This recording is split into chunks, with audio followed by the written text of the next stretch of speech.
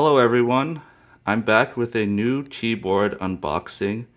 This is the Ducky 1.3 65% size keyboard. I am excited to get into this. Ducky is a pretty well established brand and I think it's going to be good. So let's get into it. Okay, so opening the box, packing paper, receipt, and the box inside the box. Here you can see this is the actual keyboard box.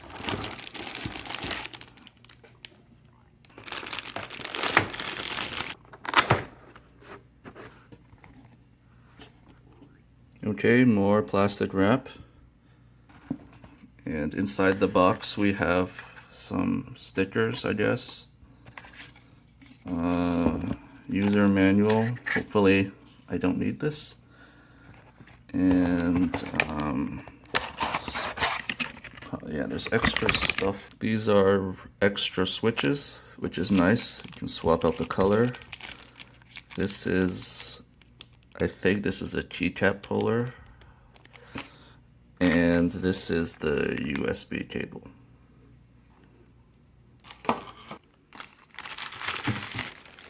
Okay, first impressions. It's a good size. It's small.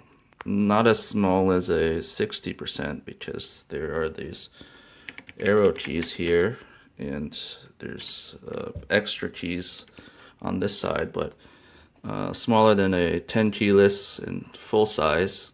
And I think the color is nice. It's pretty subtle, not too bold, except for this enter key. But we had replacement keys if I just want it to be gray or more purple.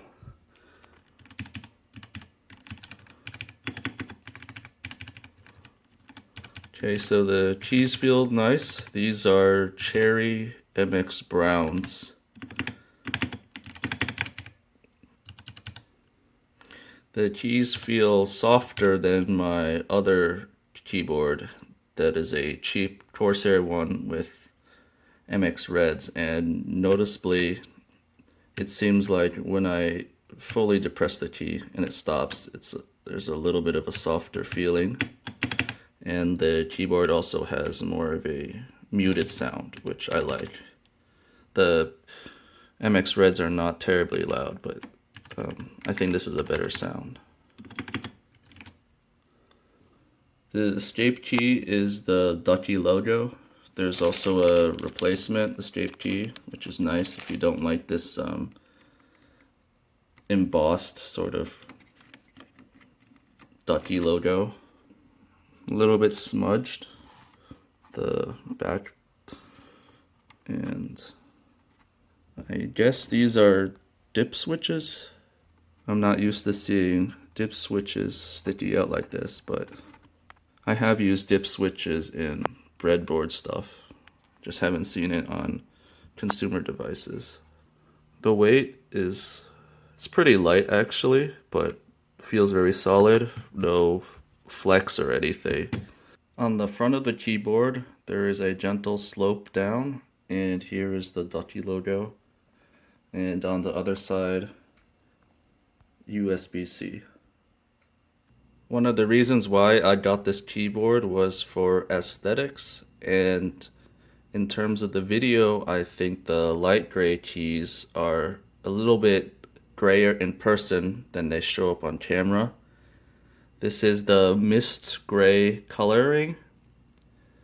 There's light gray, dark gray, purple accent colors that you could switch out, and the printing on the top is this dark green color. So I think it's a pretty nice color scheme, not too fancy, not too bold. This keyboard does have RGB, but I don't think I will be turning it on because I don't like the look of it.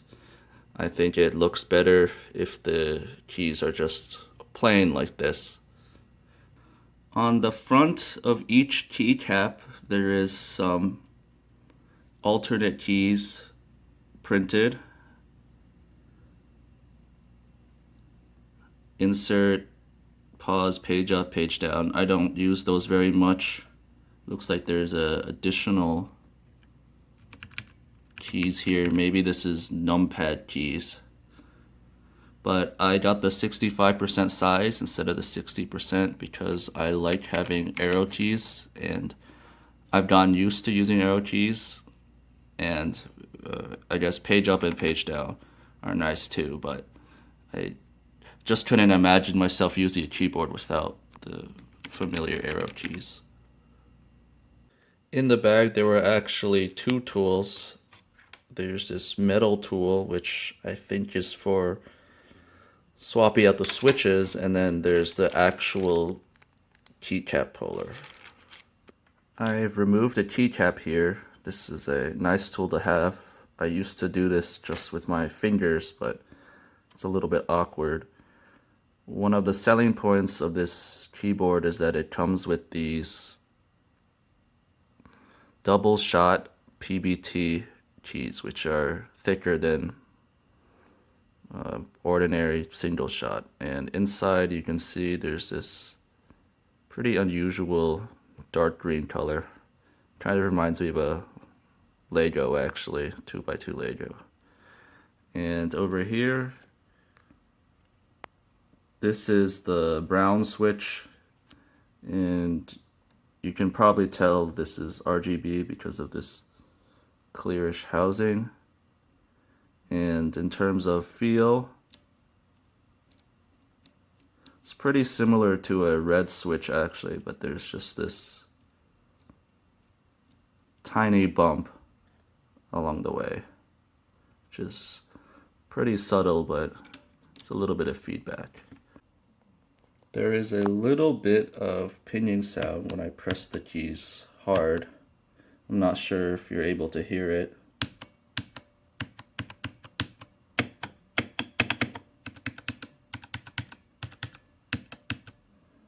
It's pretty quiet, and I'll try putting this keyboard on a soft surface to see if that helps.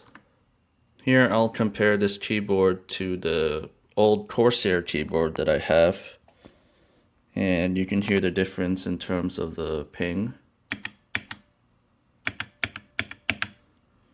versus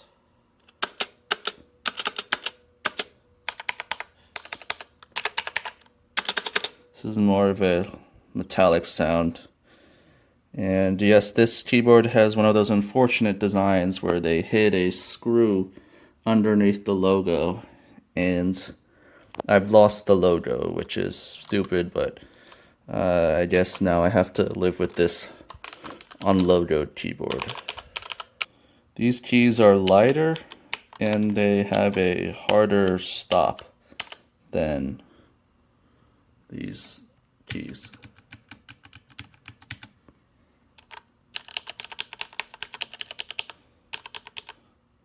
So it's preference which one you like.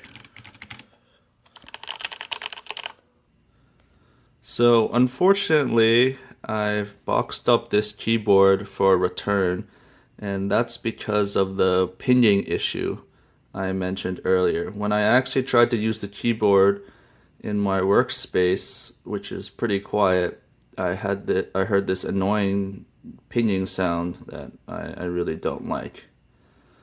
Now, incidentally, I have a friend who has the exact same keyboard, the Ducky 1.3, and with the same switches, the Cherry MX Browns, and he says that if he puts his ear up to the keyboard really closely, he can hear the pinging sound, but otherwise it doesn't bother him, but it does bother me. Now, it's a shame because I really liked everything else about the keyboard. I liked the way it looks, I liked its build, I liked its coloring.